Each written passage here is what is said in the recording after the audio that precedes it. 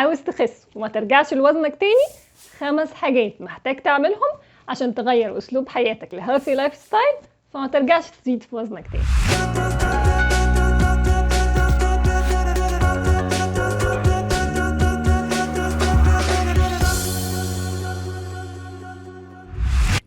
هذا الفيديو برعاية إليت للترجمة، وكالة ترجمة معتمدة بالمملكة. أول حاجة إن 80% من أكلك يكون صحي من أكل البيت، ويكون فيه كميات كافية من الألياف والبروتين والدهون الصحية، ويكون كمان مطبوخ بالطرق الصحية. تاني حاجة تزود حركتك، تلعب رياضة مهما كان حالتك أو سنك، حتى لو عملت رياضة وانت قاعد على الكنبة. تالت حاجة إنك تنام عدد ساعات كافية بالليل من 6 ل 8 ساعات.